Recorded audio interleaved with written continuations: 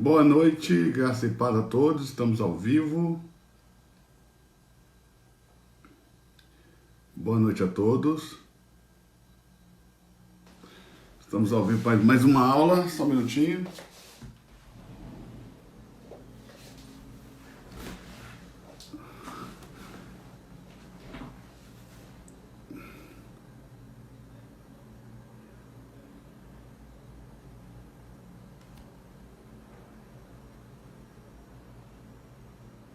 Opa.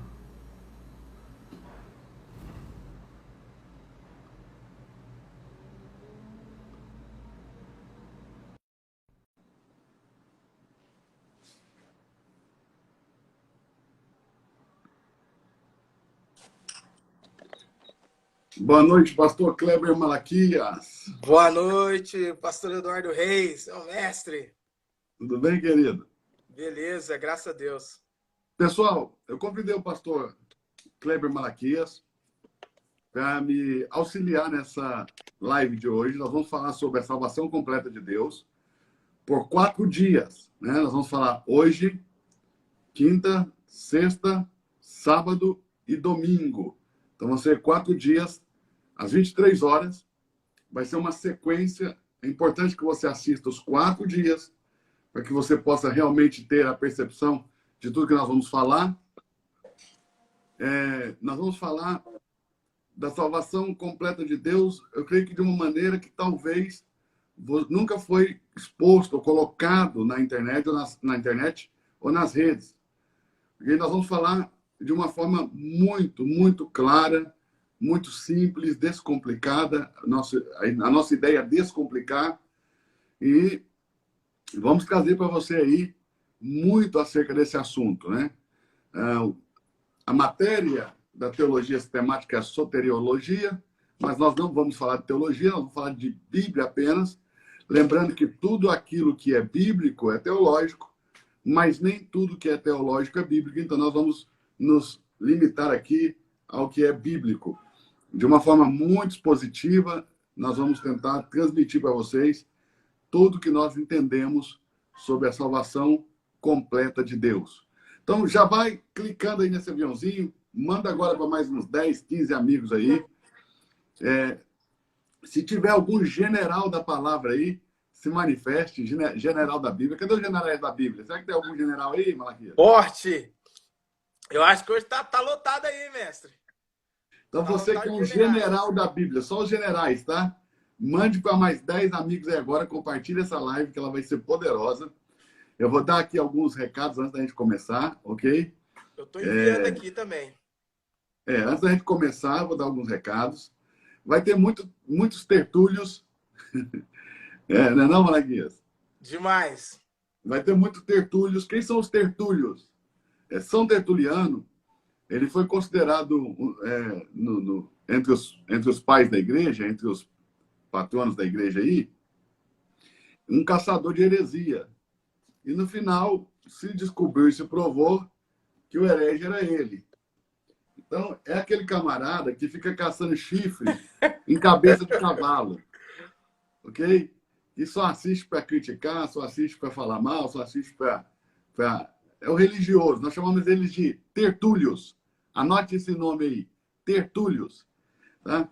Quando você vê tertúlios, é um desses chatos que fica procurando chifre, cabeça de cavalo, que o simples fato de você discordar dele ou ter uma visão diferente da dele, já faz para ele de você um herege, né? Na visão dele. Quem discorda deles é herege, quem não fala como eles é um herege. Então, são os tertúlios. Então, vai estar cheio de tertúlios, e porque vai estar cheio de tertúlios, nós vamos desativar os comentários, porque nós queremos que você aproveite, que você seja edificado, que você aprenda, ok? E também vai estar cheio de descobridores. Quem são os descobridores? Os descobridores são aqueles que têm a revelação, que carregam a revelação da palavra de Deus, ok? Por exemplo, está escrito o seguinte em Provérbios, no capítulo 25, verso 2, que a glória de Deus é ocultar as coisas. E a glória daqueles que são nobres, a glória dos reis, dos príncipes, é descobri-las. Então, nós temos aqueles que têm um espírito nobre. Quem são esses? São os descobridores. Então, anote esse termo aí também, ó, descobridores. Quando nós falarmos, esse é um descobridor, vou falar, isso aqui é para descobridores, nós estamos falando daqueles que carregam realmente uma revelação da palavra, uma revelação das escrituras, ok? Então, ele é um descobridor. Já tem gente aí, eu sou um descobridor. Então, é isso aí. A glória de Deus é ocultar as coisas. E a glória dos nobres, revelá-las, ok? Então, os descobridores são os filhos maduros, né? São aqueles que são primícias para Deus, ok? Então, e aqui é o jogo, né? Aqui é o nosso play. Aqui é a hora de brincar. Por que nós falamos assim? Descer para o play, vamos para o play? Porque o estudo bíblico, durante muito tempo, ele foi rejeitado por muitas pessoas, ok? Por causa do caráter com que esse estudo era explicado, era entregue. Qual o caráter? Um caráter sisudo, um caráter pouco entusiasmante, né?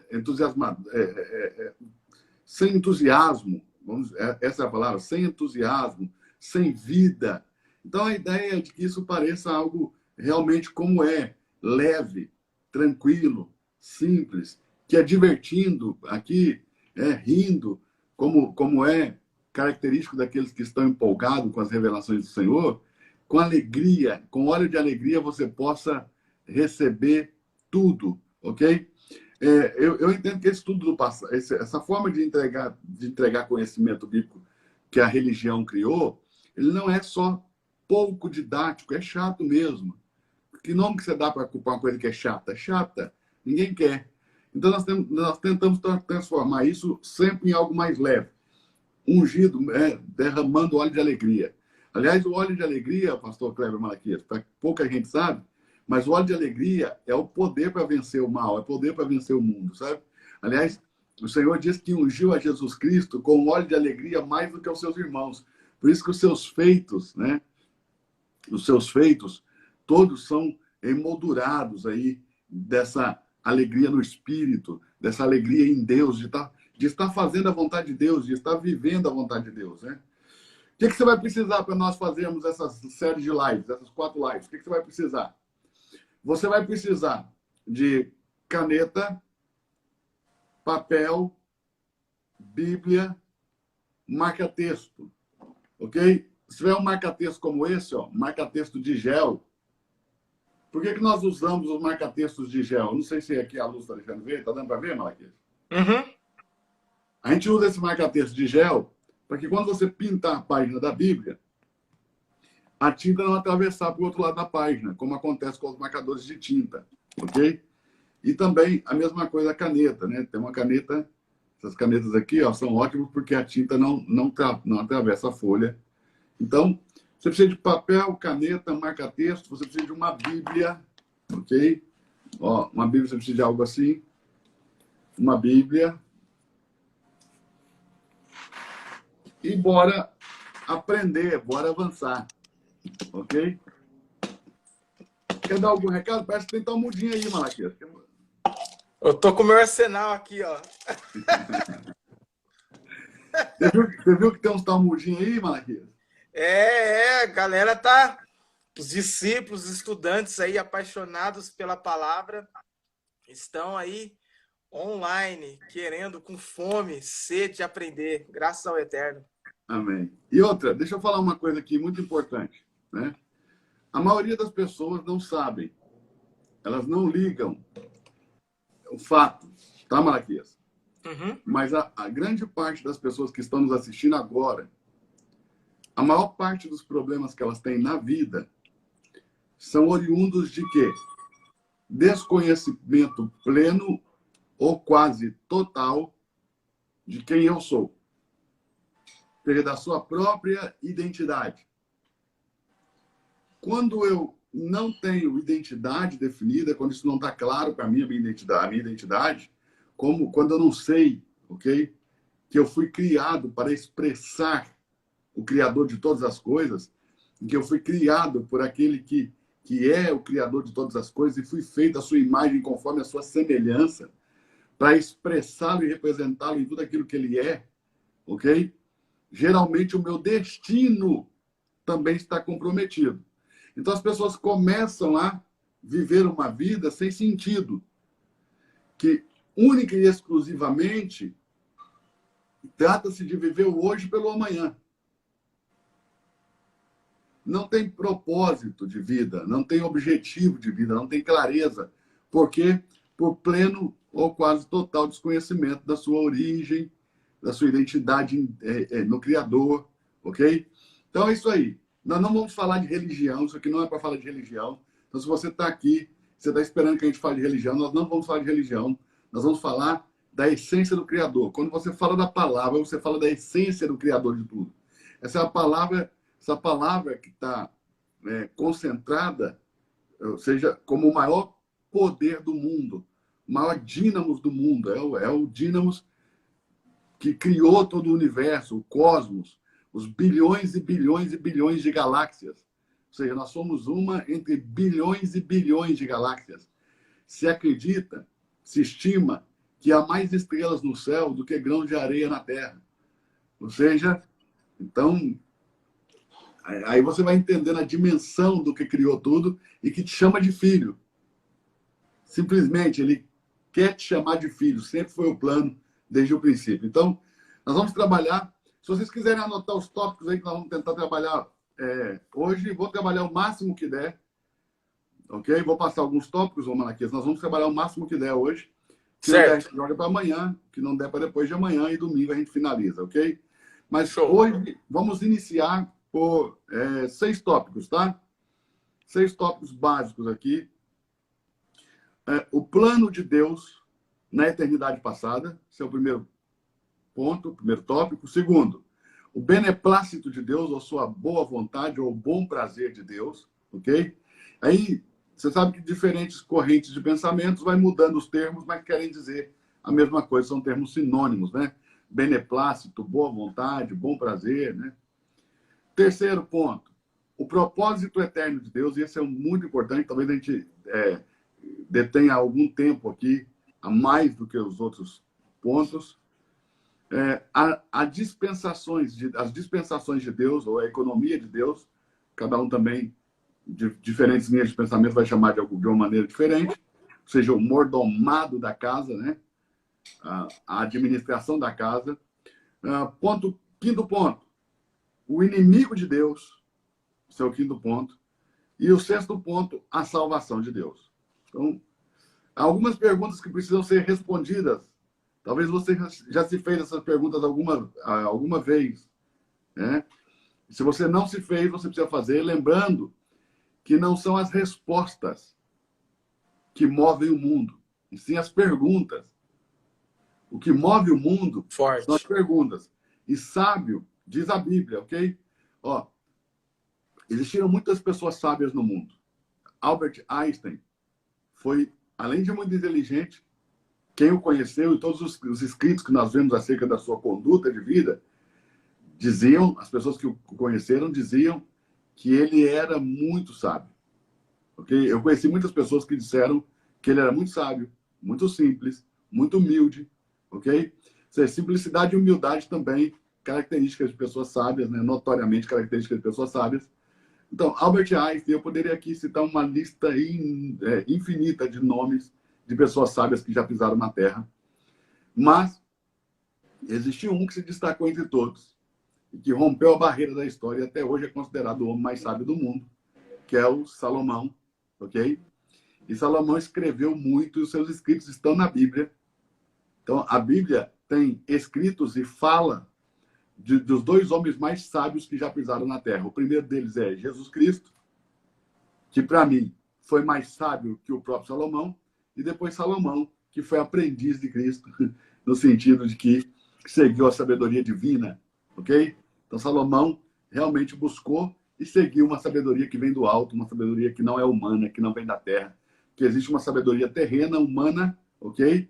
Que essa sabedoria, nessa sabedoria se prendem os religiosos, é nela que eles se agarram, é nela que eles se seguram, porque aí existe uma sabedoria que vem do alto, ok? Que vem de Deus.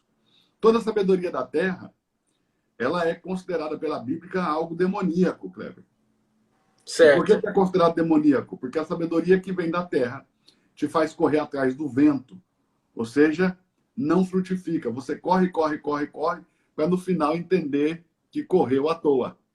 Ou seja, correu atrás do vento, correu sem gerar fruto. E tudo que te faça perder tempo ou não te permita gerar fruto, ok? É demoníaco. Nós não temos mais tempo de perder tempo. Qualquer coisa que nos faça perder tempo é demoníaco, é diabólico. Ou seja, é algo que Forte. realmente nos vai custar muito caro. Não perca tempo com nada. Zero procrastinação, não perca tempo. E não faça nada que te faça perder tempo, que no final não vai ter resultado. Ou que não vai gerar algum fruto, ok? Então, guarde isso aí. Sabedoria está na pergunta e não na resposta. A Bíblia diz que o sábio faz perguntas e o tolo tenta respondê-las. Ok?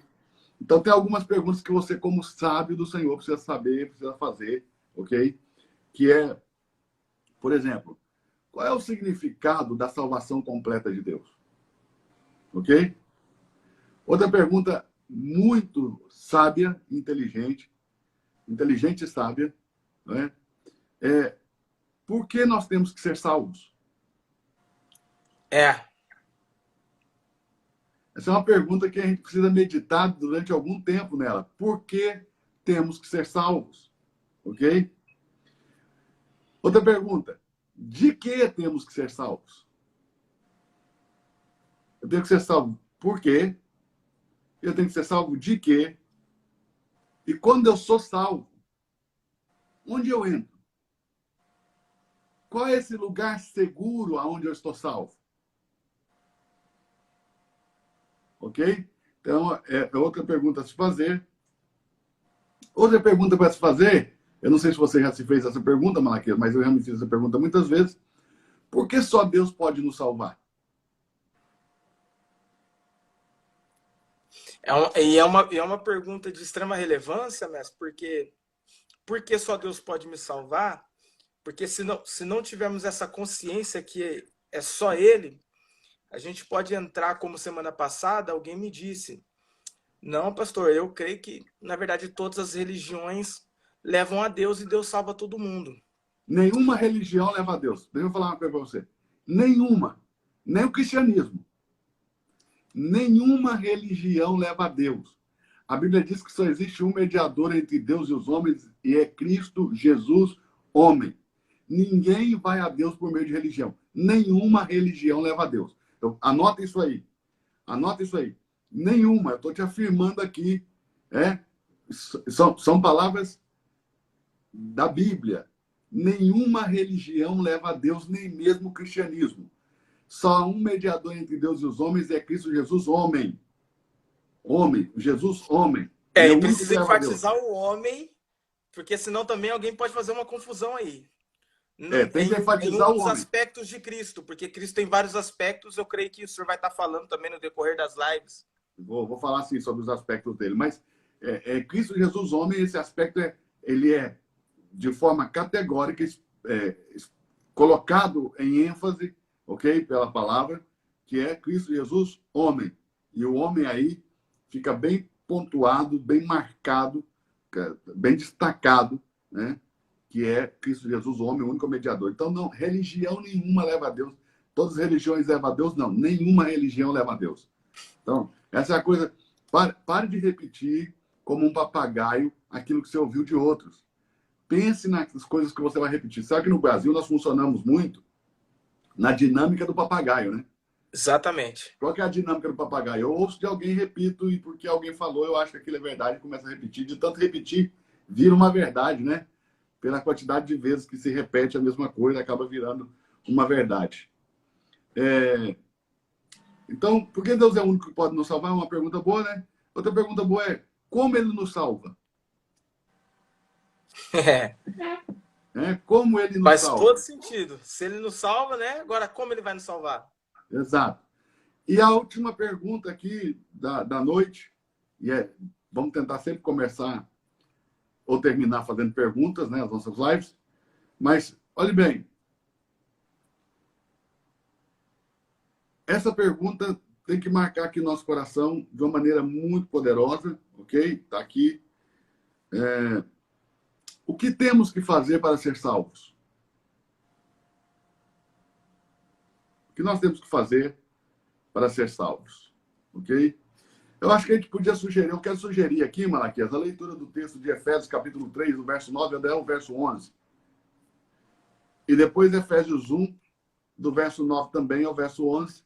Vamos ler. Primeiro Efésios, capítulo 3, que aí a gente, em cima dessa leitura, a gente vai discorrendo o assunto. Pode pegar aí, Efésios, capítulo 3. Do 9 ao 11? Do 9 ao 11. 3 do 9 ao 11.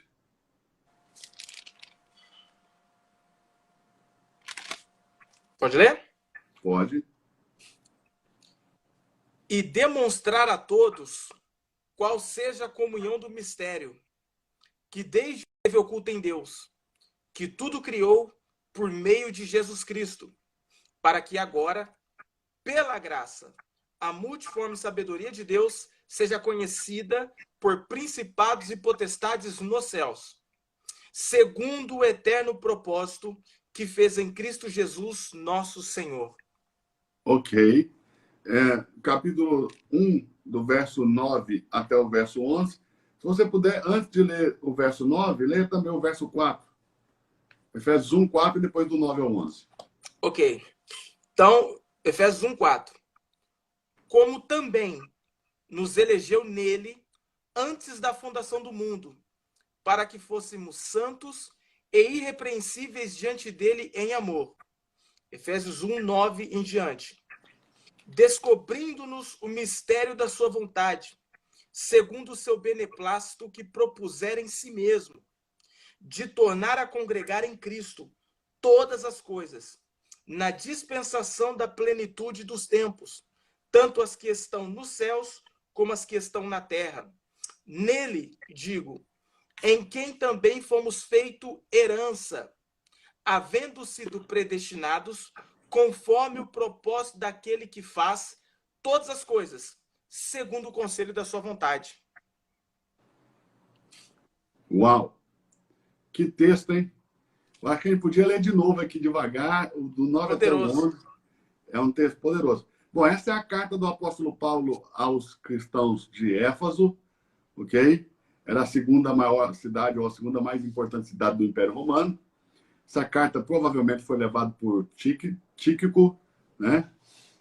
Até Éfaso. Se crê também que essa carta ela rodou todas as igrejas antigas, não foi uma carta direcionada apenas a Éfaso, apesar dela ter sido destinada a Éfaso. É uma carta que rodou e norteou aí o caminho de toda a igreja do mundo antigo, né? Do primeiro, segundo século ali, e tem norteado até hoje, né? 21 séculos mais tarde. Uau! Bora ler de novo aí, verso 9 até o verso 11. Vamos ler de novo aí, Efésios capítulo 1, do verso 9 até o verso 11. Descobrindo-nos o mistério da sua vontade, segundo o seu beneplácito, que propusera em si mesmo, de tornar a congregar em Cristo todas as coisas, na dispensação da plenitude dos tempos, tanto as que estão nos céus, como as que estão na terra. Nele, digo, em quem também fomos feitos herança, havendo sido predestinados, conforme o propósito daquele que faz todas as coisas, segundo o conselho da sua vontade. Uau! Então, aí, a Epístola aos Efésios vai dizer que quando Deus estava completamente só, no sentido sem os homens, ok? Estava ali na sua criação, ele tinha um bom prazer. Eu estou falando já antes mesmo que existisse o mundo, antes mesmo que a terra, os mares, as montanhas existissem, antes mesmo dos anjos, né? Deus tinha um mistério que estava oculto, um desejo que estava oculto, uma vontade que estava oculta, uma vontade que era um mistério escondido pelos séculos. Ele estava completamente sozinho ali na sua triunidade, né? O Pai, o Filho e o Espírito Santo. E ele já tinha um propósito. Por quê? ele já tinha esse propósito. Esse propósito é eterno como ele. Por isso que o texto aí vai chamar propósito eterno, ok? Que ele propusera, ou seja, ele determinou para si mesmo uma vontade na qual ele teve prazer, e essa vontade foi determinada quando ele estava completamente só, ok? E isso deu prazer a ele, ou seja, isso alegrou o coração dele. Esse foi um desejo agradável ao coração de Deus, ok? Estabelecer esse propósito. E esse propósito é eterno como ele é eterno. E esse propósito e essa vontade, isso tudo estava oculto. Isso tudo era um mistério. Isso vai sendo revelado aos homens. Paulo escreve que ele conheceu alguém que ele não sabe se no corpo ou fora do corpo, se na carne ou no espírito, foi a terceiro céu e contemplou coisas inefáveis que não era lícito dizer aos homens. Quando Paulo escreve essa carta, eu entendo que ele escreve essa carta a partir de uma visão, ou de uma visão a partir da eternidade, não a partir do tempo. A partir de quem tem clareza da eternidade, a partir de quem tem visão da eternidade. Então, diferente de Romanos, que começa com um homem caído, necessitado e carente de perdão, em Efésios, Paulo começa falando de um homem que está assentado com Cristo nas regiões celestiais, o qual foi abençoado com todas as bênçãos espirituais nos lugares celestiais em Cristo. E é algo assim muito poderoso. Porque... já fala do homem eleito, né? Exato. Romanos começa a partir de um homem pecador, carente de perdão, que está no tempo, tentando ser redimido, ok? E em Efésios já fala de um homem que está sentado com Cristo, né? Nas regiões celestiais. Já foi alvo de todas as bênçãos de Deus. Ele não será alvo de todas as bênçãos de Deus. Esse homem já foi alvo de todas as bênçãos de Deus, ok? E ele já está desfrutando desse assentar com Cristo nas regiões celestiais. Então, é algo muito, muito, muito interessante a gente guardar a perspectiva de Efésios em relação a Romanos, ok? Essa perspectiva é muito importante que a gente possa guardar. Romanos fala a partir do tempo, ok? Tentando falar, comunicar-se para a eternidade, enquanto Efésios fala da eternidade tentando se comunicar com o tempo. Forte. Então, vamos lá. Segundo o bom prazer, esse bom prazer, essa palavrinha aí que você leu, beneplácito. Segundo o seu beneplácito. Segundo o seu beneplácito. Né? Esse beneplácito é bom prazer. Ou a sua boa vontade. Ou desejo do seu coração. O desejo prazeroso do seu coração. Então, essa palavra aí, beneplácito, que eu acredito que pouca gente sabe o significado dessa palavra, quer dizer bom prazer que ele propusera, o bom prazer. Ele tem um prazer, um bom prazer nisso. Ele tem um bom desejo no seu coração, alegria de ter um bom desejo no coração, uma boa vontade que estava oculta, ok? E ele propôs em si mesmo. Por quê? Ele propôs consigo mesmo, porque ele estava só, completamente só, na sua triunidade, né? Talvez um dia a gente possa marcar umas lives também para falar sobre a triunidade de Deus, hein, Marquinhos? Forte, com certeza. Eu acho que muito pouca gente entende essa ideia da triunidade. Mas vamos lá. Apesar de muitos cristãos, né, até cristãos, entendem pouco sobre a triunidade de Deus. Então, esse propósito é chamado propósito eterno ou propósito das eras também, tá? Propósito eterno ou propósito das eras. Quando ele é chamado assim? Quando esse propósito que foi proposto na eternidade e que estava oculto, através dele, Deus delineou um plano. E esse plano é chamado ou propósito eterno, ou propósito das eras, ou um propósito estabelecido pelos séculos dos séculos, ok? Vamos ler Efésios 3:11. Olha só. Segundo o eterno propósito que fez em Cristo Jesus, nosso Senhor. Então, eterno propósito, ou propósito das eras, ou propósito das dispensações. Então, pode colocar entre parênteses aí, eterno propósito, viu, pessoal? Coloca entre parênteses aí, puxa uma seta e escreva aí, propósito das eras. Você sabe que existem 3 eras, né, Malaquias? A era Três do eras. pecado, que é a era de Adão, a era da lei, que é a era de Moisés, a era de Cristo, que é a era da igreja, que é a que nós estamos vivendo agora, e depois haverá, no final da era da igreja, uma quarta era, que é chamada a era do reino. Essa ainda não começou. Então, nós vamos da era do pecado até a era do reino. Então, existem 3 eras para que o plano de Deus seja executado. Ele tem que ser executado em 3 eras. Na era do pecado, que é a era de Adão, na era da lei, que é a era de Moisés, e na era da graça, que é a era de Cristo, ou a era da igreja. Ok? Forte. Já no milênio, ou seja, durante a era do reino, esse plano já está consumado e já está terminado, aguardando apenas a restauração de todas as coisas e a última provação, ou a última aprovação de tudo aquilo que foi restaurado. Nesse período do reino, do milênio, Matias, nós vamos ter coisas perfeitas e coisas restauradas. E as coisas restauradas terão que ser provadas. Ok? E como que é provado? Geralmente, Deus vai colocar aí a figura de um oleiro fazendo vasos, né? E o vaso perfeito é o vaso que não tem emenda. É um vaso sem cera. Ou seja, se passar ele Sincero. pelo fogo, a cera não derrete mostrando a rachadura. Ou seja, ele é perfeito. Então, a última provação aí para as coisas restauradas vai tirar a cera de muita coisa restaurada. E essas coisas que foram restauradas com cera, ou seja, que não se restauraram, na verdade, né, completamente, e trincou novamente, vão se perder, vão ser lançados fora, né? Então, é algo que precisa ser olhado com cuidado. Deus também fez um arranjo e estabeleceu uma maneira através da qual ele podia cumprir o seu propósito eterno, ok?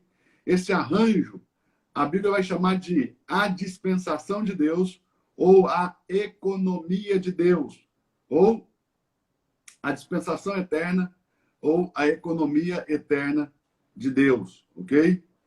Ou seja, mordomado. A palavra economia, ela tem origem no latim, tá? Tem origem no latim aí, vem do grego, né, primeiro, depois no latim. Geralmente nós vamos usar essa tradução a partir do latim, por causa da Septuaginta, mas nós vamos voltar lá no grego, tá? Na verdade, economia é oiko, casa. Oikonomia seria a maneira de administrar uma casa, ou seja, o mordomado de uma casa. Como um mordomo governa uma casa, ok? Essa economia, ela acontece em todas as eras. E ela também é o dispensar de Deus. Por isso que está escrito aí, ó, dispensação. Né? Vai estar escrito aí, nos textos que você leu, está escrito dispensação. Essa palavra dispensação aí, em algumas traduções bíblicas, ela vai estar como economia. Então, o que é dispensação? Geralmente, quando nós lemos dispensação, teologicamente, Malaquias, se me corrija se eu estiver errado, a palavra dispensação ficou marcada como tempo, né? A maioria das pessoas, quando lê dispensação, pensa em tempo. Ou seja, dispensação do mistério, ou seja, no tempo do mistério, dispensação da graça, ou seja, no tempo da graça, dispensação da plenitude de Deus, ou seja, no tempo da plenitude, da manifestação da era do reino, que é, na verdade, as 3 dispensações mostradas aí em Efésios. Mas essa palavra, ela não pode só apenas ser entendida apenas como 3 tempos. Essa palavra precisa ser entendida com seu significado mesmo, né? Literal, do que ela realmente significa, dispensar. Porque se fica muito... Se resume só a tempo, mestre, perde, na verdade, toda a essência do que de fato é a dispensação ou a economia, né? Oikonomos, né? A administração da casa, também pode ser traduzido também, mestre, como lei doméstica. E esse dispensar... Exato. Também tem a ver com repartir ou distribuir. Tem a ver com a lei doméstica, com a lei do lar, com a administração da casa, ok? e a ideia de dispensar e distribuir a partir de algo que está cheio, né? Paulo vai nos posicionar como sendo dispenseiros de Deus. Ou seja, Forte. é a partir de nós que Deus se dispensa. Então, o primeiro ponto, a economia no mistério, a economia na graça, a economia na plenitude dos tempos, é esse dispensar de Deus para dentro do homem. Então, não pode apenas ser entendido como tempo. Porque, na verdade, o que é essa dispensação? É Deus se dispensando, distribuindo a si mesmo como vida, ok? Para dentro do homem, dando vida a esse homem e tornando esse homem sua própria habitação. Lembrando que nós individualmente somos habitações de Deus e nós, corporativamente, nós somos templo do Senhor. Ou seja, toda a igreja do mundo reunida é o templo do Senhor e nós, como indivíduos, somos habitação de Deus, ou seja, a casa. E a partir desse dispensar de Deus para dentro dessa casa, como vida, começa também um governo de Deus nessa casa. E a distribuição de vida a partir dessa casa. Forte. Essa é a ideia. Deus se dispensa para dentro do homem e a partir desse homem, pelo seu governo, esse homem vai expressá-lo e representá-lo de maneira também dispensar vida para dentro de outros homens. Essa é a ideia que vem desde a dispensação do mistério, ou seja, desde que Deus começou a se dispensar lá no passado, até agora. Então, essa é a ideia. Ou seja, faz parte do propósito eterno. Aliás, esse é o meio pelo qual Deus executa o plano. O propósito eterno é o plano. A dispensação é o meio pelo qual Deus executa o plano. Forte. Ok? Então, eu tenho aqui algumas anotações, eu quero pegar aqui para nós, né? Para a gente poder entender um pouco melhor a economia. 1 Timóteo, capítulo 1, verso 4. Vamos lá. 1 Timóteo, capítulo 1, verso 4. Nem se deem a fábulas ou a genealogias impináveis, que mais produzem questões do que edificação de Deus, que consiste na fé, assim como faço agora.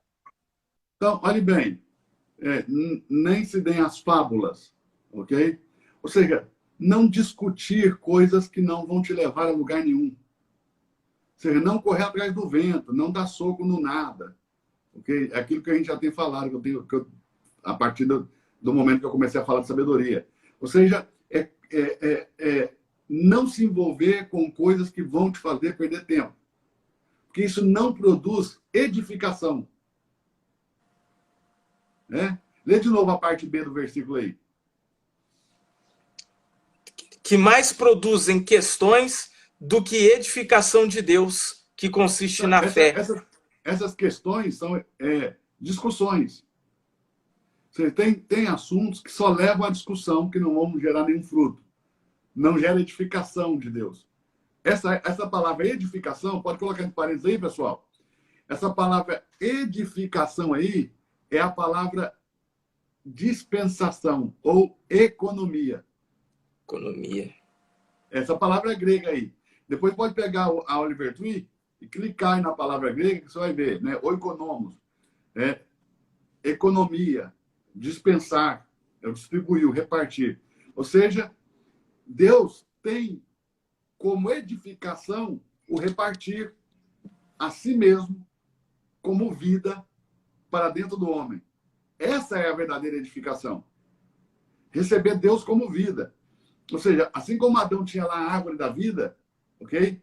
A vida de Deus dentro do homem é o dispensar de Deus dentro de nós. A árvore da vida era o dispensar de Deus dentro do jardim do Éden. Era o dispensar, era a economia, era a forma de nutrição. Era Deus dispensado para dentro daquele jardim e depois dispensado para dentro do homem. O homem deveria se alimentar daquela árvore. Ou seja, comendo, literalmente comendo, se alimentando de Deus.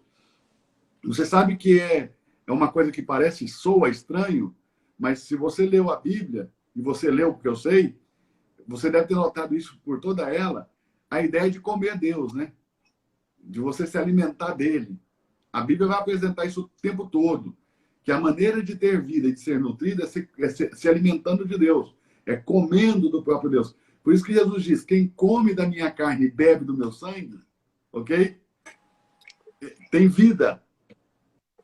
Aquele que de mim se alimenta, por mim viverá. Por mim viverá. Ou seja, ele diz assim, ó, aquele que eu der a comer a minha carne e der a beber o meu sangue, jamais perecerá. Essa é a ideia. Agora, olha que interessante, mestre. Não tem um ditado que diz, você é aquilo que você come? Tem um ditado que diz, não, isso não é só ditado, né? Isso é uma realidade científica.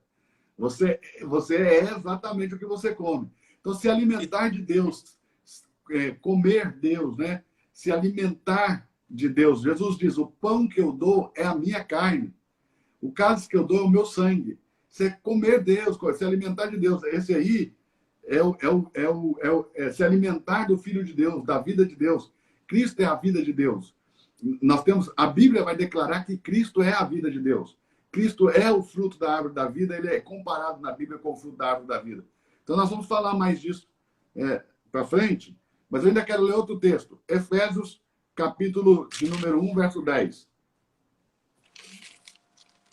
De tornar a congregar em Cristo todas as coisas, na dispensação da plenitude dos tempos. Então está aí a palavra dispensação. Essa palavra dispensação quer dizer economia, ok? Pode colocar entre parênteses aí, pessoal. A palavra dispensação, puxa uma setinha, escreva economia, ou vai no Strong, e clica lá na palavrinha no Strong, que você vai ver oikonomos, ok? Administração, a lei doméstica, administração da casa, o dispensar de Deus.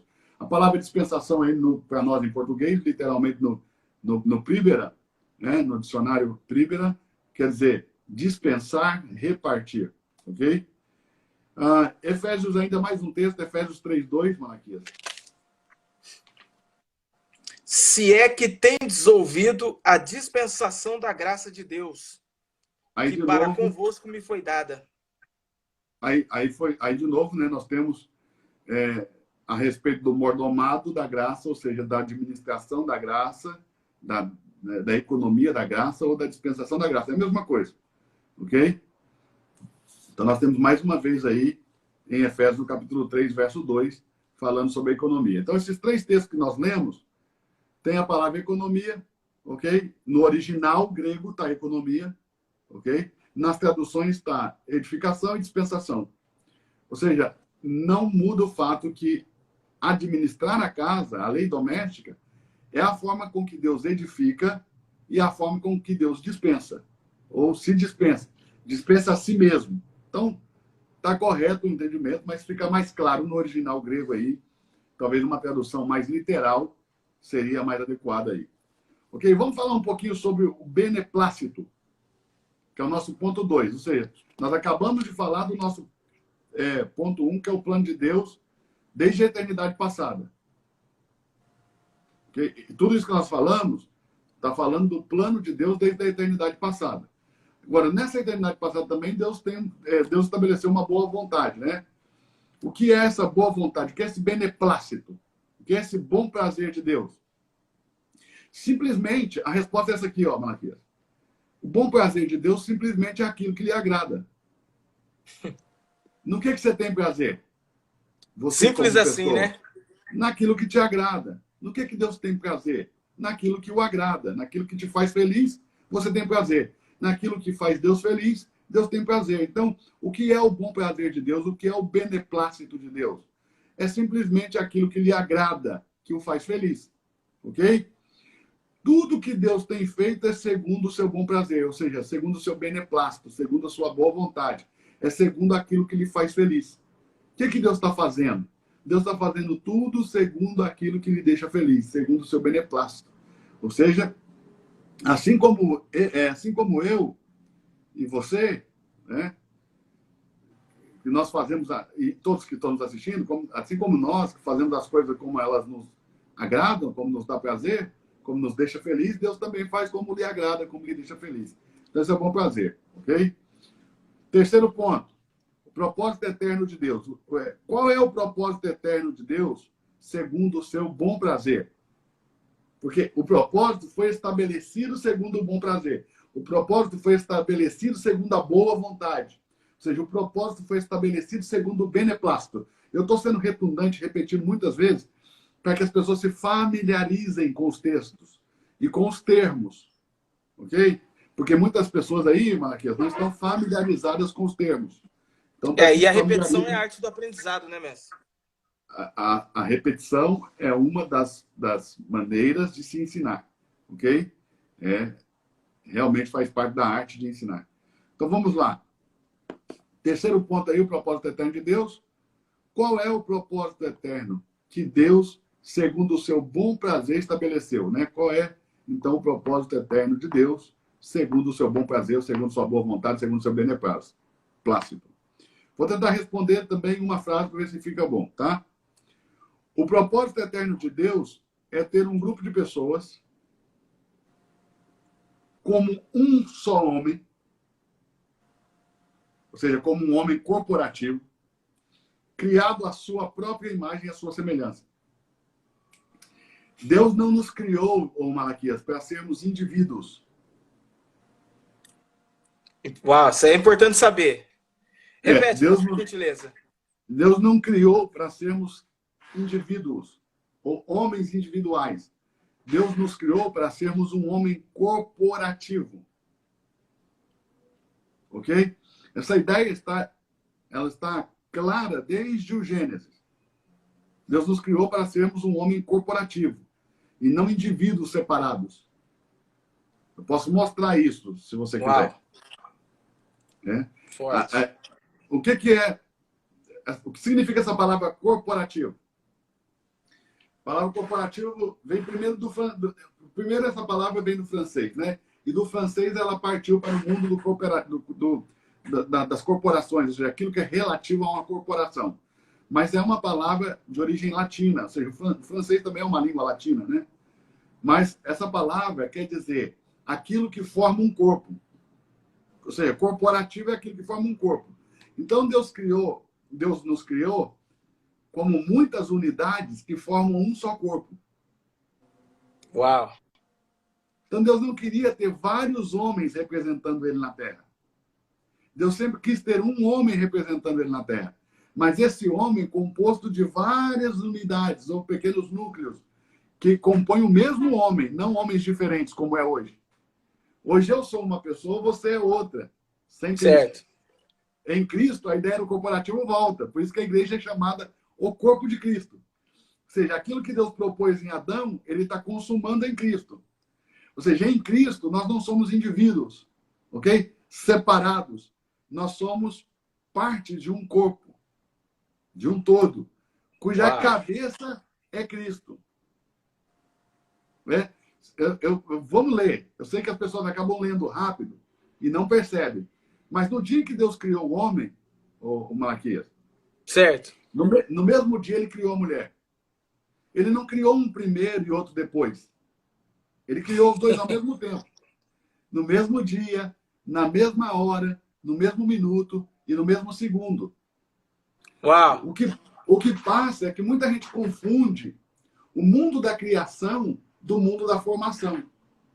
Em Gênesis, no capítulo 2, no verso 3, diz que Deus, tudo que criou, criou para fazer. Ou seja, primeiro Deus cria, depois Deus faz. O criar para Deus é como se fosse um blueprint, um design thinking, um projeto, ok? Onde tudo já está começado e terminado. A execução do projeto vem no fazer. Então Deus tem um mundo que é chamado mundo da criação. Você sabe que eu não acredito que o céu está acima da minha cabeça, porque eu leio Bíblia, ok? Jesus, por exemplo, falou de si mesmo. Ninguém pode subir ao céu senão o que do céu desceu, falando com Nicodemos, o filho do homem que está no céu, mas ele estava em Jerusalém. Ou seja, o céu não é um lugar acima da minha cabeça, o céu é uma dimensão onde eu posso estar agora. Uau! O céu é uma dimensão. Então Deus trabalha nas dimensões. você que teve experiência profunda, né, com a tradição judaica, com a fé judaica, você viveu em Jerusalém, você morou lá na Cidade Velha, diga-se de passagem, né? Tem gente que teve o privilégio de morar na Cidade Nova. Você teve o privilégio de morar na Cidade Velha. Você sabe que a ideia da Torá, de dimensões, sempre existiu. Então, como na Arca de Noé, que eles explicam, como? né, como que todos os animais couberam na Arca de Noé. Né? Então, segundo a visão na ótica do judaísmo, conforme os animais iam entrando, eles, na verdade, quem estava do lado de fora via eles entrando dentro da arca, mas dentro da arca eram várias dimensões. Eles estavam sendo inseridos em dimensões. Agora, olha bem, existe uma dimensão que é onde a história da criação é narrada, e existe uma outra dimensão onde a história da formação de toda a criação é narrada. Gênesis capítulo 1 e Gênesis capítulo 2, Malaquias, não é a repetição do assunto da criação. Porque quem lê Bíblia assim, os que estão começando a ler a Bíblia, o que eles pensam? Eles pensam assim, Gênesis capítulo 1 falou da criação. No capítulo 2, repetiu sobre a criação ou falou com mais riqueza de detalhes. Não é. Gênesis capítulo 1 e Gênesis capítulo 2 são textos completamente distintos, completamente diferentes. Eles não estão conectados de forma alguma, ok? Porque eles são dimensões diferentes, mundos diferentes. Gênesis capítulo 1 é o mundo da criação. Gênesis capítulo 2 é o mundo da formação. Então não confunda o momento em que Deus cria o homem com o momento que Deus forma o homem.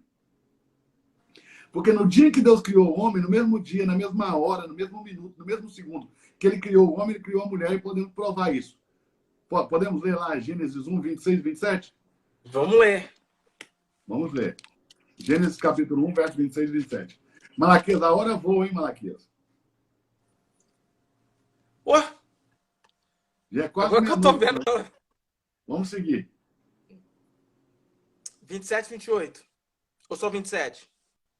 Pode ler o 26 e 27. Gênesis 1, 26 e 27. E disse Deus, façamos o homem à nossa imagem, conforme a nossa semelhança, e domine sobre os peixes do mar, sobre as aves dos céus, e sobre o gado, e sobre toda a terra, e sobre todo réptil que se move sobre a terra. E criou Deus o homem à sua imagem. A imagem de Deus o criou. Homem e mulher os criou. Homem e mulher os criou, está criado. No mesmo instante. Agora, no capítulo 2, Deus já não cria, ele forma. Leia o capítulo 2, verso 7. E formou o Senhor Deus o homem do pó da terra. Vê? Soprou em suas criando, narinas o fôlego da vida. Ele está formando um homem que já está criado. Leia o capítulo 2, verso 21. Então o Senhor Deus fez cair um sono pesado sobre Adão, e este adormeceu. E tomou uma das suas costelas e cerrou a carne em seu lugar.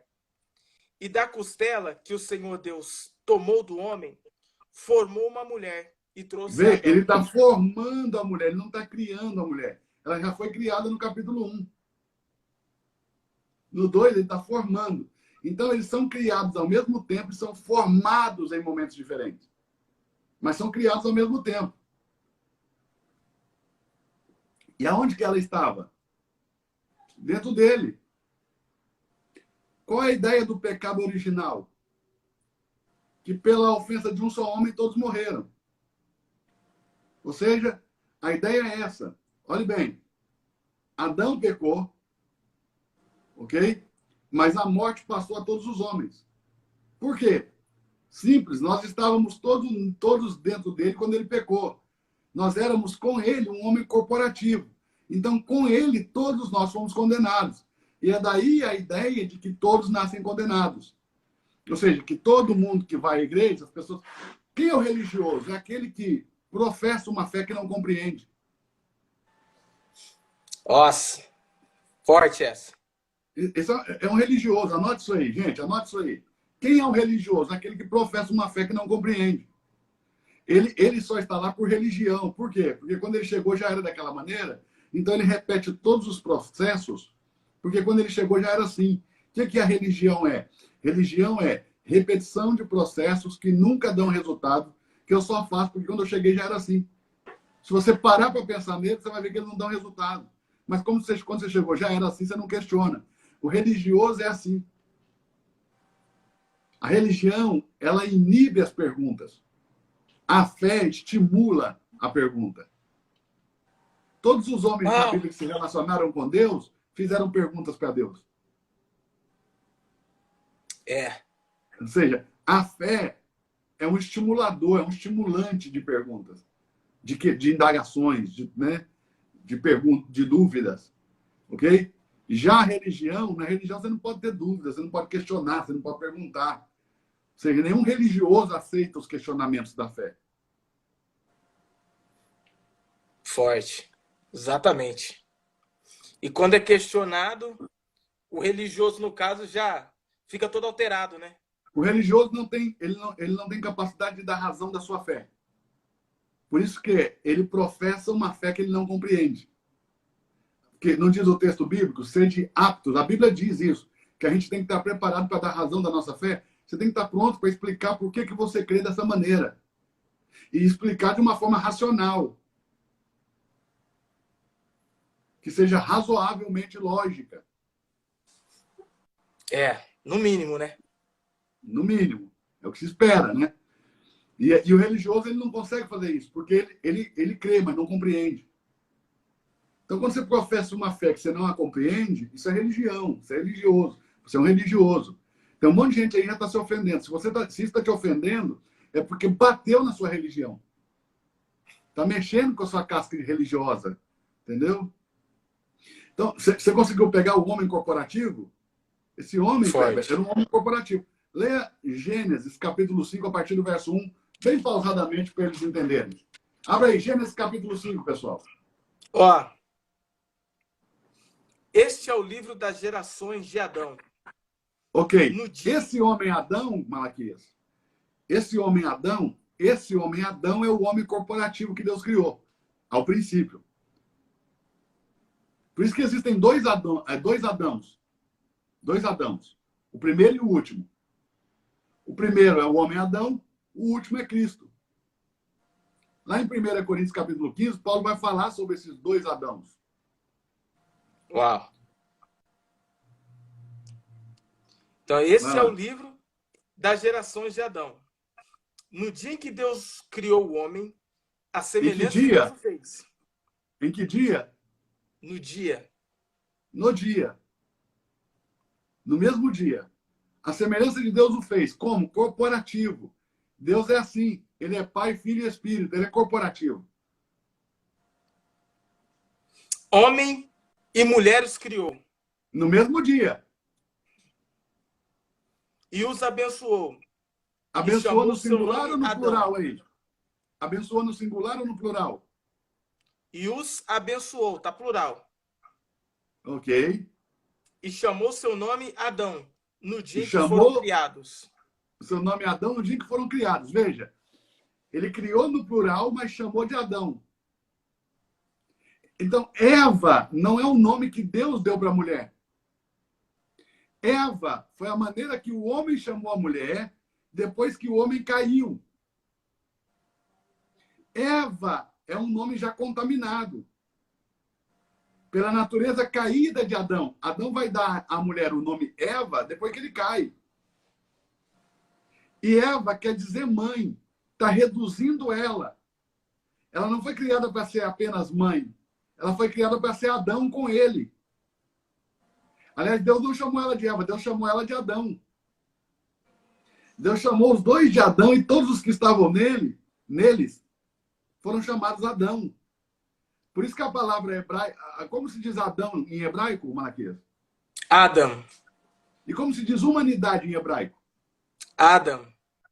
Então, a palavra Adam serve tanto para o homem, Adão, como para a humanidade. Já trazendo o conceito de um homem corporativo, onde todos estão dentro de um. E esse conceito é consolidado na carta aos Hebreus. Eu não sei nem se dá para a gente mostrar, se o pessoal vai suportar. Manda fogo. Manda fogo? Manda fogo. Então, leia lá comigo, Hebreus 7.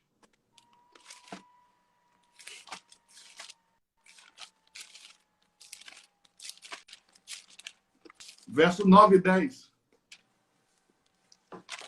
7, 9 e 10. E por assim dizer, por meio de Abraão, até Levi, que recebe dízimos, pagou dízimos, porque ainda ele estava nos lombos de seu pai, quando Melquisedeque lhe saiu ao encontro. Então, presta atenção. O texto está dizendo que Levi pagou dízimo no dia em que Abraão se encontrou com Melquisedeque. Ou seja, Isaac não tinha nascido, Jacó não tinha nascido, Levi não tinha nascido. Lembrando que Levi é o terceiro filho de Jacó com Lia. Ok? Ela teve Rubem, Simeão, depois Levi. Então, quando Abraão se encontrou com Melquisedeque, Isaac não tinha nascido, Jacó não tinha nascido, Levi não tinha nascido. Mas olha o que está dizendo o texto, que Levi já tinha dizimado, porque ele estava nos lombos de seu pai Abraão. Estava nas entranhas de Abraão. Sabe como está isso na linguagem de hoje, Matias? Estando ele ainda no corpo de Abraão, seu antepassado, dizimou com ele. Então, essa é a visão de Deus. Um homem corporativo, onde um está dentro do outro. Essa visão é reestabelecida em Cristo e na igreja. O que a igreja é? Um homem corporativo. Ou seja, corporativo é aquilo que forma um corpo. É um homem que forma um corpo só para uma só cabeça, que é Cristo. Por isso que diz que na plenitude dos tempos, ele voltaria a convergir todas as coisas na sua tradução. Na minha está encabeçar todas as coisas em Cristo. Fazer de Cristo cabeça de tudo. Cabeça desse corpo e cabeça de tudo. Encabeçar de novo. Convergir é colocar tudo debaixo do governo dele. Ou seja, encabeçá-lo, torná-lo cabeça. Como se diz cabeça em hebraico? Rosh. De novo, a pronúncia é difícil. Rosh. É difícil a pronúncia. Por que é tão difícil essa pronúncia? Gutural aqui? Tem que sair daqui. Difícil. O hebraico tem muitas dessas palavras. Como é chamado o primeiro mês do ano? O primeiro mês? Rosh Chodesh. O primeiro mês. O primeiro, ou cabeça do mês. E o ano novo? Rosh Hashanah. Cabeça do ano. É o primeiro mês do ano. Então, Cristo é o nosso... Rosh. É a nossa cabeça. E essa é a ideia de Deus, que ele seja o cabeça desse homem corporativo. Esse homem corporativo é a estrutura, por meio dessa estrutura, Cristo é expressado e representado. E é por essa estrutura corporal que Cristo se move na terra, mesmo estando no céu. Forte. Então, só para a gente responder aqui numa frase, tá? Qual é o propósito eterno de Deus que é segundo o seu bom prazer, que é segundo o seu beneplácito? O propósito eterno de Deus é ter um grupo de pessoas, um homem corporativo criado à sua imagem e à sua semelhança. Ok? Deus deseja que esse homem seja cheio dele mesmo, seja cheio de Deus, que esse homem seja enchido de Deus. Então, esse é o mover de Deus agora. Encher o corpo de Cristo da vida de Deus. Encher o corpo de Cristo do próprio Deus. Por isso que esse corpo precisa se alimentar da cabeça. Precisa se tornar como cabeça, né? Tem que se tornar um com cabeça. Mas precisa se alimentar da vida. Uau. Ok? Então, olhe bem. Qual é a finalidade disso? Com que fim Deus quer encher esse homem como vida? Deus sendo a vida, entende? Como vida, é Deus sendo a vida, é Deus sendo o pão da vida, é Deus sendo o alimento que dá vida, é Deus sendo a nutrição desse corpo. A vida é o próprio Cristo. Eu acho que isso fica claro mais para frente, eu vou deixar bem claro mais para frente. Mas a vida é o próprio Cristo. Qual é o fim? Expressar a Deus e representar a Deus. É impossível expressar a Deus e representar a Deus sem a vida de Deus. Por que Adão, com toda a sua descendência, perderam essa capacidade de expressar e representar? Porque foram privados da vida. Leia lá Gênesis 3, verso 22.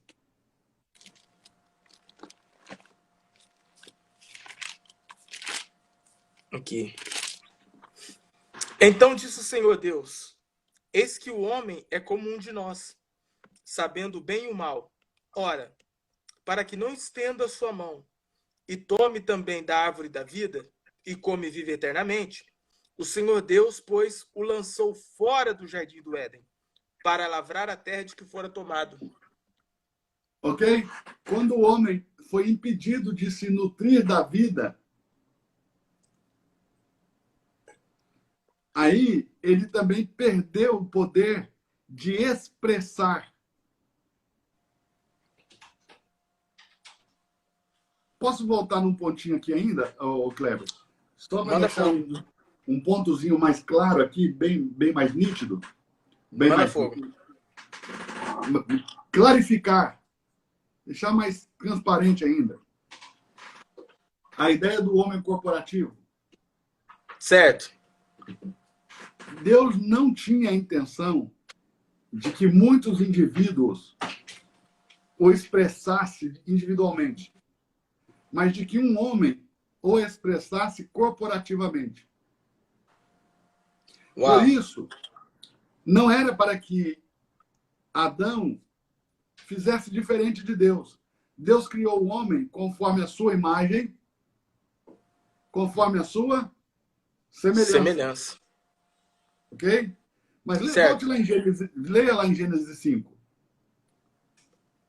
Se eu não me engano, verso 3. Não, 3. E Adão viveu 130 anos e gerou um filho à sua semelhança, conforme a sua imagem. Veja, o nome Adão já não tinha mais a imagem e a semelhança de Deus. Então ele gerou segundo a sua imagem, segundo a sua semelhança, e começou a individualização.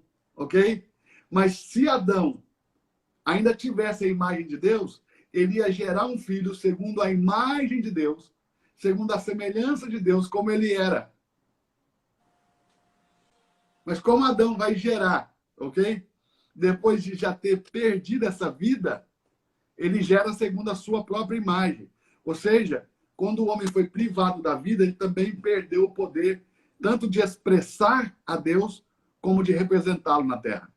Então o homem passou a ser a expressão de si mesmo e a representação de si mesmo.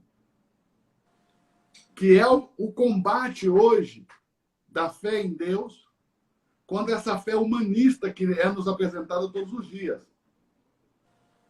O que essa fé humanista prega? Ela prega que o homem deve expressar a si mesmo e representar a si mesmo. O que a Bíblia ensina? Que o homem deve expressar a Deus e representar a Deus. De maneira tão profunda a ponto que o homem desapareça nesse corpo. Ou seja, a fé objetiva que a Bíblia aponta é que sejamos formados no próprio Cristo, ou seja, representar a Deus, expressar a Deus, ele sendo o centro. E a fé humanista, o homem se torna o centro de todas as coisas. Nós temos dois conceitos de fé, subjetivo e objetivo. O que é o subjetivo? É o ato de crer. O que é o objetivo? Aquilo em que eu creio. Ok? Então, a nossa fé objetiva, ela é em Cristo. Ou seja, Cristo é a própria fé. Ok? Não é o ato de crer em Cristo a fé. Porque isso seria subjetivo. Mas a fé objetiva é Cristo sendo a própria fé. A fé é Cristo. Aliás, há muitos textos na Bíblia que provam que a fé é a própria pessoa de Jesus Cristo. Uau! Como fé objetiva. Agora, a ideia humanista de fé é de que você tem que ser livre para expressar a si mesmo. Ok? E para representar a si mesmo. Isso não é liberdade. Isso não é liberdade.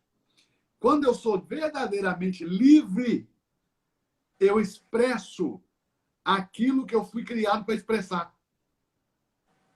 Isso significa que eu estou livre de qualquer contaminação, de qualquer deturpação.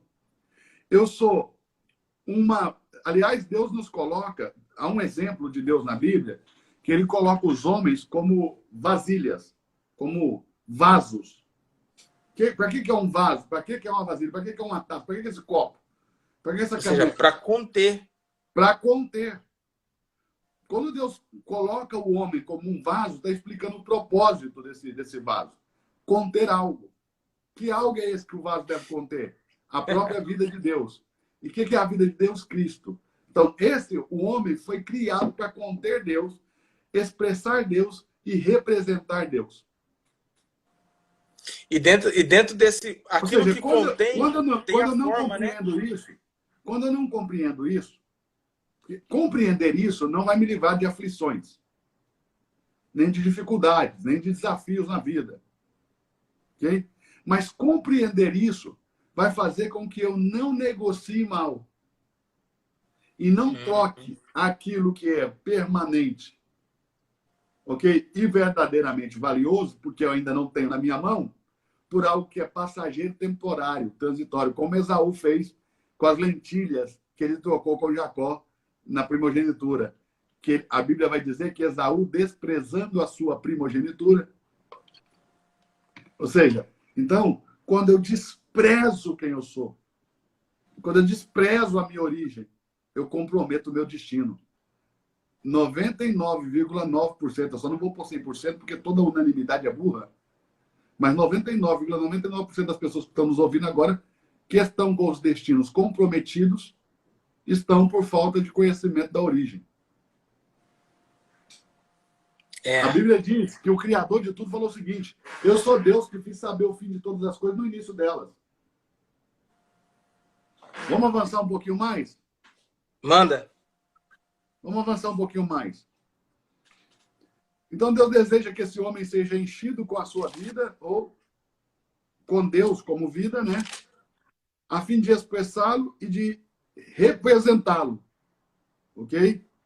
Esse é o propósito eterno de Deus, que foi planejado por Deus antes mesmo do tempo começar. Não existia tempo. Isso foi planejado na eternidade passada.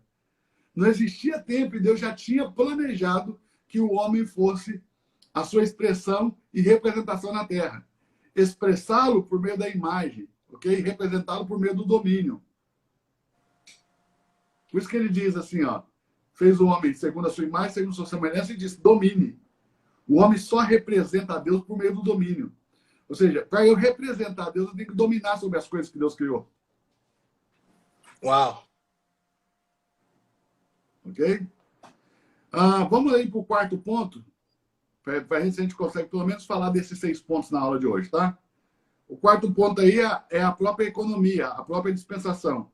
O que é a economia de Deus e qual é a maneira que ele tem de cumprir o seu propósito?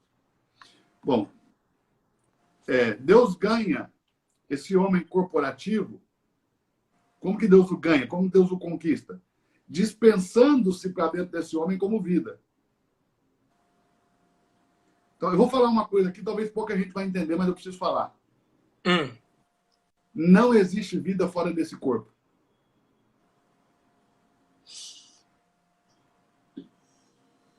Ok? A vida não está em denominações religiosas, instituições religiosas, ok? Nas diversas religiões. Só existe vida em um lugar, no corpo.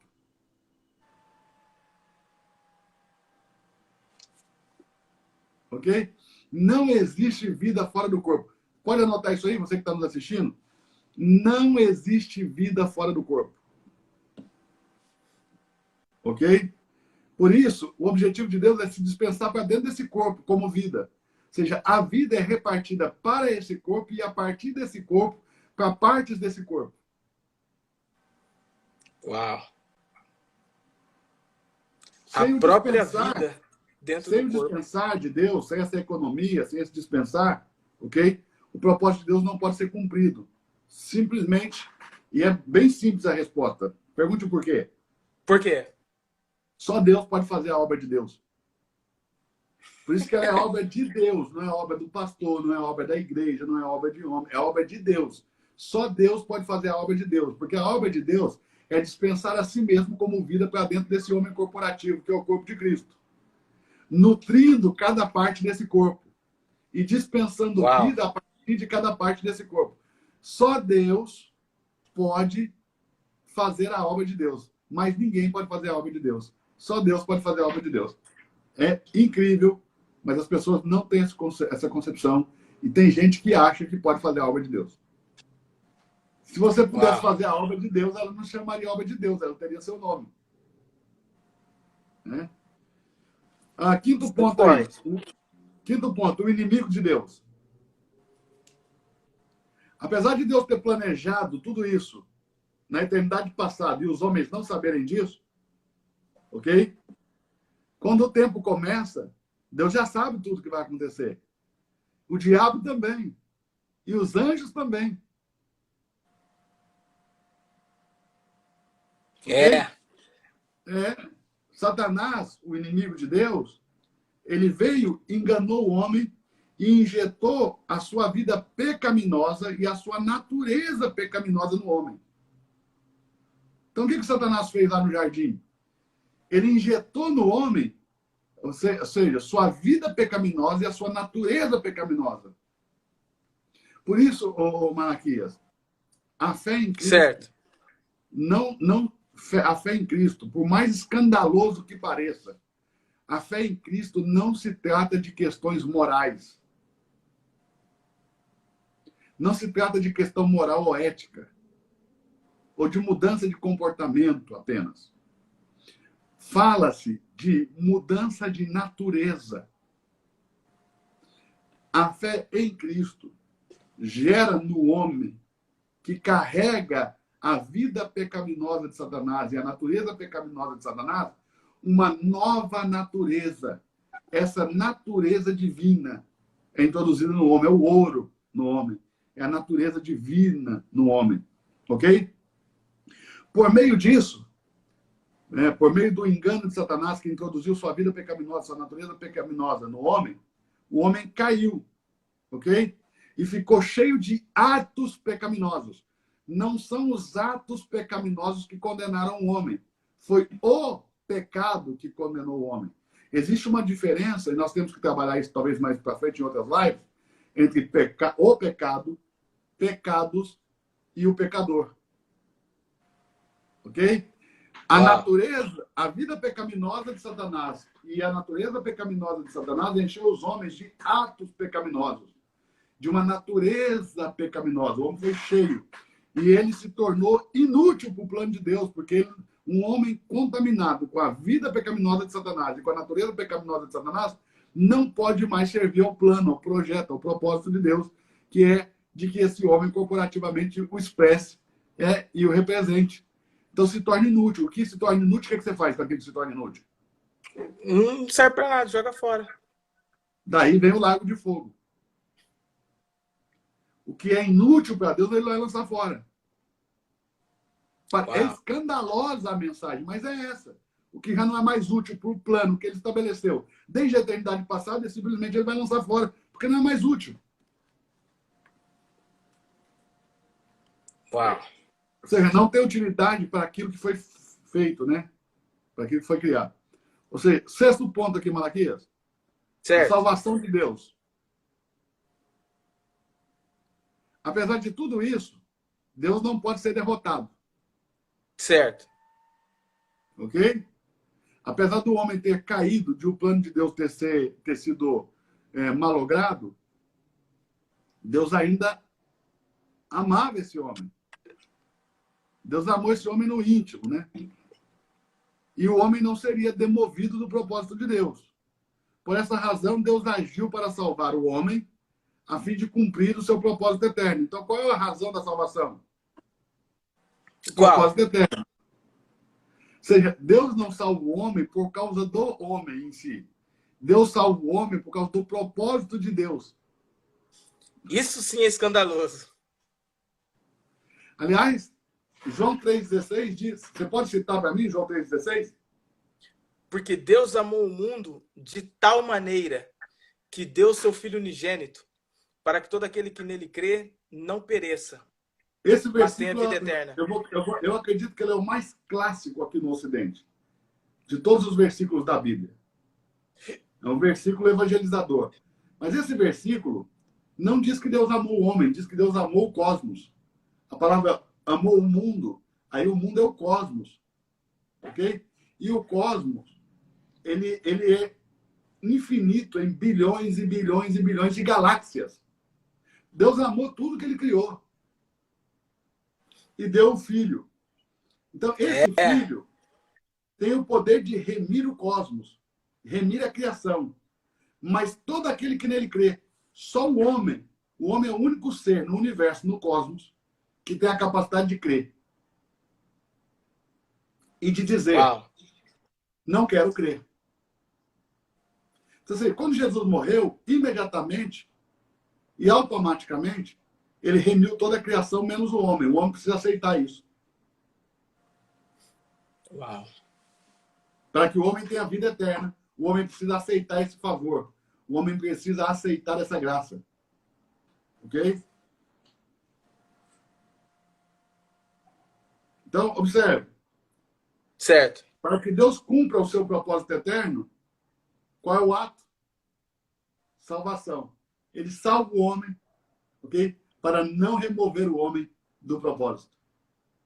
Porque se Deus tem que remover o homem do propósito, Deus ia ser derrotado ou frustrado no seu propósito. E Deus não pode ser frustrado em nenhum dos seus planos. E se houvesse frustração, já não seria um plano eterno. Não seria o propósito eterno, e sim temporário. E os que se perdem?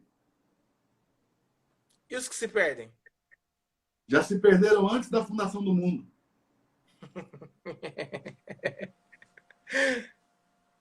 E os que foram salvos também foram salvos antes da fundação do mundo.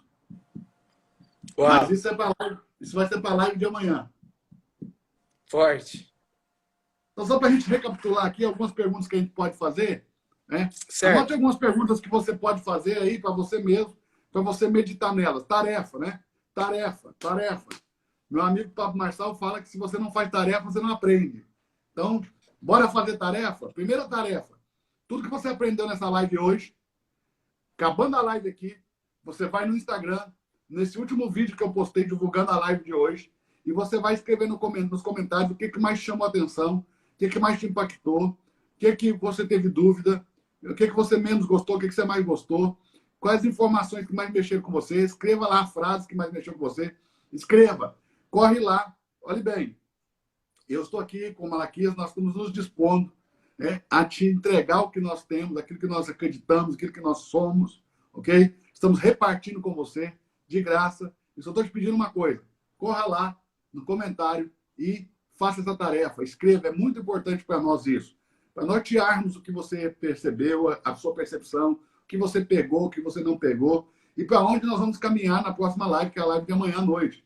Então, dependendo de tudo que você escrever, eu vou ler comentário por comentário, tá? Eu vou ver se eu consigo responder todo mundo, né? Se não, uma mãozinha, um foguinho, um joinha, eu vou dar para todo mundo, mas nós vamos tentar responder todos. Mas eu vou ler todos, para a gente saber a direção de amanhã. E fica aqui as perguntas como tarefa. O que é o beneplácito de Deus? Primeira pergunta aí. Ok? Primeira pergunta. O que é o beneplácito de Deus? Segunda pergunta. Qual é o propósito eterno de Deus? Quarta coisa que você deve meditar. Tá bom? Isso aqui é para você meditar. Defina o que significa a palavra eterno. Uhum. Ok? Porque nós estamos falando de propósito eterno. Eu não sei o que é o eterno. Defina o que significa a palavra eterno. Outra pergunta. Por que razão nós dizemos que o propósito de Deus é eterno? Então, primeiro você tem que definir o que é o eterno e por que razão nós dizemos que o propósito de Deus é eterno. A Bíblia diz isso também, ok? E defina a palavra dispensação ou economia. Então, fica aqui as tarefas e bora lá, que amanhã tem mais. Gostou, Malaquias? Show de bola! Show de bola! Sempre muito bom aprender, desfrutar aí dessa graça, desse favor. Amanhã nós vamos tratar de 3 pontos de início de cara, que vai ser a eleição de Deus, a predestinação de Deus e a filiação. Ok? Por causa da eleição, nós fomos predestinados. Por causa da predestinação, nós nos tornamos filhos. Então, eleição, predestinação e filiação. Então, amanhã vai pegar fogo, irmão. Amanhã os turtelhos vão passar mal. Show de bola. Os tertúlios vão passar mal amanhã. Vai ser forte. Então, eu te espero amanhã. Meu Deus. Corre lá agora no feed do Instagram. Deixa o seu comentário. Faça isso, é muito importante. Comente. Comente o que mais te impactou, o que mais mexeu com você, a frase que mais mexeu com você. Comente tudo. Detalhe. Amanhã, dia 12 de junho, meu aniversário, dia dos namorados. É, forte. Eu vou estar aqui 23 horas no meu aniversário com você. Então, venha para cá. Vamos estar ao vivo aí. Um beijo a todos. Ô, Malaquias, eu quero agradecer também. Nós temos uma equipe de escribas que estão compilando essa live e transcrevendo ela para a gente produzir aí material, e-book, apostilas, para facilitar o ensino de todo mundo aí. Eu quero agradecer esse pessoal. Show. Em nome de Jesus Cristo aí. Bora lá, gente. Um beijão para todo mundo. Malaquias, obrigado aí pela ajuda. Deus abençoe grandemente. Quer dar uma palavra aí para despedir do pessoal, para falar alguma coisa que você achou aí da noite? Não, na verdade, é apenas incentivar, né?